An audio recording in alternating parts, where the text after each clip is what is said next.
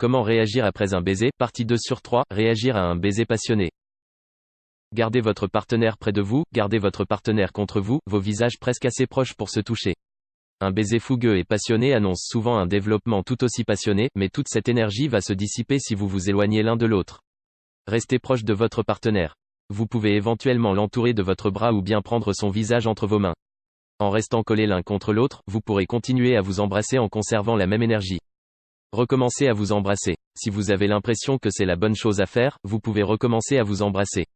Peut-être se tient-il tout contre vous, en vous regardant dans les yeux. Peut-être l'avez-vous surprise à jeter un rapide coup d'œil à vos lèvres.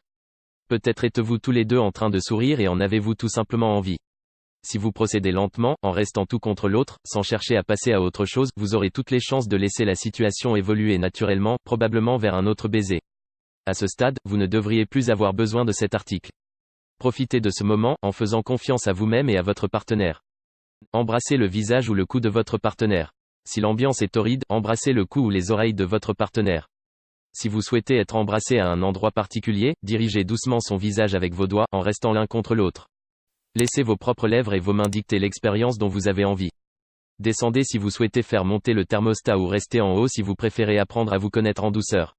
Après un baiser passionné, votre partenaire et vous-même avez tous les deux le droit de décider de la suite. Vous pouvez tout à fait ralentir ou poser des limites.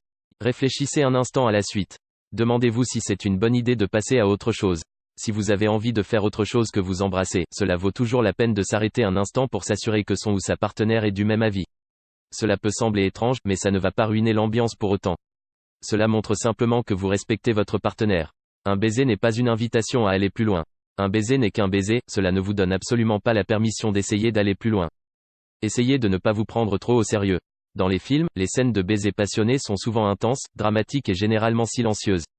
Dans la vie réelle, en revanche, la passion s'exprime avec plus de diversité, de joie et de légèreté. Rien ne se passe jamais de manière parfaite, mais c'est aussi ce qui rend les choses aussi amusantes. Vous avez le droit de rire si votre partenaire vous marche sur les pieds ou de vous retourner pour éternuer. Plutôt que d'essayer de tout contrôler pour que ce soit parfait, passionné, ou bien, sexy, profitez simplement de la présence de l'autre. Laissez les choses se faire et prenez du bon temps. Merci d'avoir regardé cette vidéo, n'hésite pas à liker et à t'abonner à la chaîne, dis-moi ce que tu penses dans les commentaires.